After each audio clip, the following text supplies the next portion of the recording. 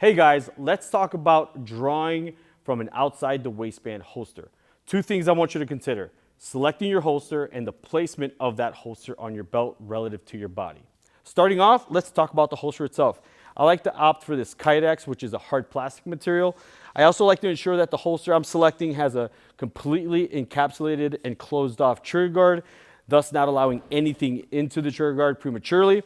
I also like holsters that feature adjustable retention, therefore allowing me the ability to tighten the holster around the gun so that I can proceed to do administrative tasks, run around, bend down, and ensure that the gun's not gonna fall out of the holster. Next, let's talk about holster placement. I like it relatively here on my hip bone, and I also like a connection point, that is the attachment system that I have between holster and hanger, and then hanger to belt. I like that to give me some adjustability.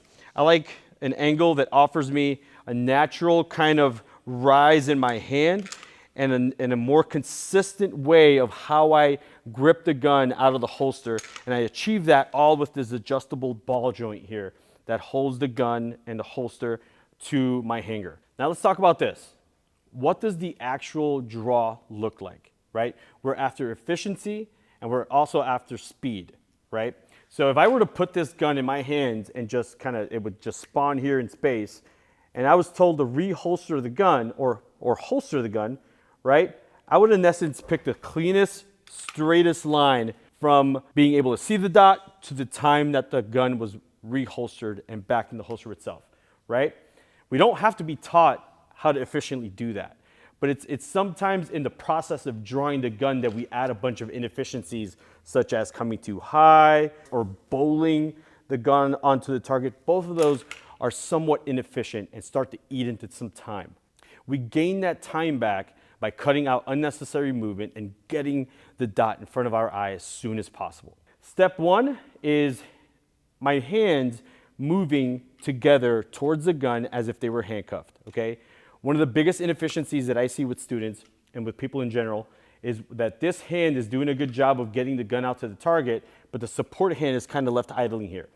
Now that creates a sense of urgency and a sense of catch-up, so to speak. So now this hand has to scream onto the gun, and that can influence the otherwise pretty efficient trajectory that the gun is taking to the target, and it can delay me seeing my sights on target because there's this correction that needs to take place.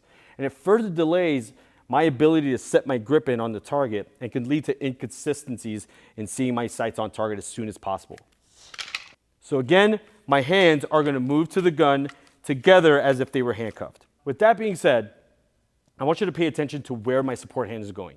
It's certainly not going way up here. I'm not slapping myself on the chest.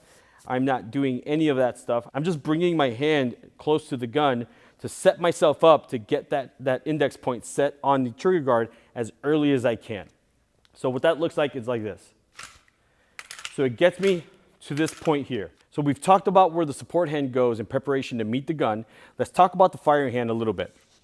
I like to drive this middle finger knuckle into the trigger guard, right? And I also pair that with a really high purchase of the thumb. It's almost on the optic, as you can tell, right? And what that leads me to is a really high, consistent grip every time out of the holster, okay?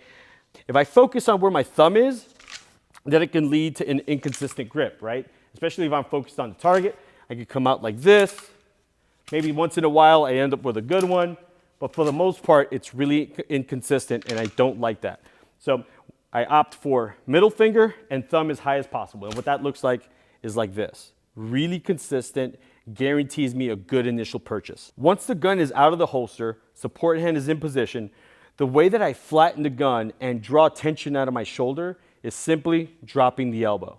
Now what that does is it opens up this target area here for my support hand to start marrying on the gun, and it also ensures that I'm drawing undue tension out of my shoulder that allows me to move the gun a little freely and with a little more consistency. The next step in the draw process is the presentation.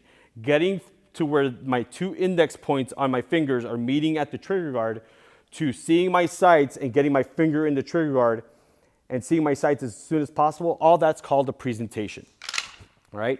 So what I'm gonna do is, I'm gonna do a demonstration that I do at class, and what I'm gonna do is just apply 25% hand speed here and see what my times are relative to my hits and making sure that I see good enough as early as possible.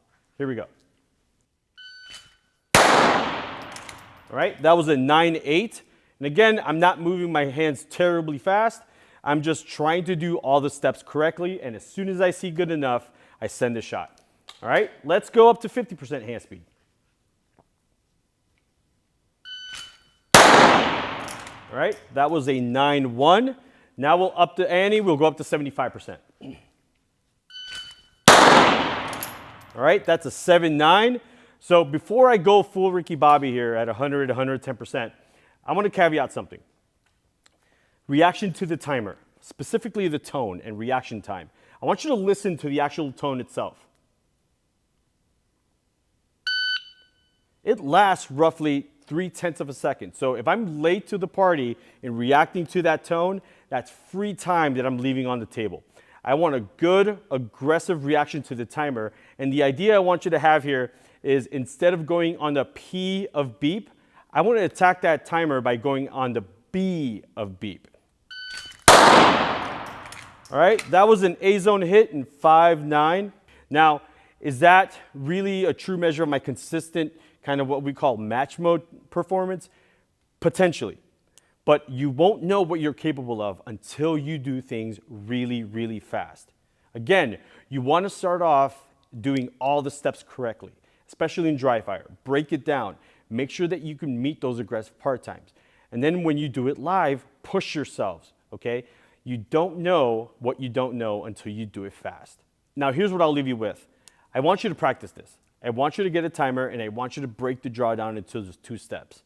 Set a goal for yourself, whether that's 1.5 seconds, 2 seconds, whatever it is, and then just break it down and set part times for those individual isolations. Once you're beating those part times, just simple math, put it together, and you'll be surprised at where you can get to, okay? I want you to establish a draw stroke that works for you, that's consistent, allows you to arrive with a solid grip, and allows you to see the sights on target as soon as possible. Once you figure out what that draw stroke looks like for you, and you're doing it correctly and consistently, start doing it quickly, start doing it fast. You need that sensation of doing it fast to establish a new normal, okay? And you can't get there unless you are practicing at speed. Before I end this talk, I want to talk about holster safety, all right? So I'm going to unload and show clear here, all right? Now that the shooting is done, I need to have my finger off the trigger. I need to look at the holster and just watch the gun into the holster, ensure that my finger is clear of that trigger, thus ensuring that I'm holstering safely. All right, guys, so those are the principles that I live by when I draw handguns from outside the waistband holsters. I hope that this leaves you convicted. I hope that you work on this on your own, and if you have any questions, please let us know.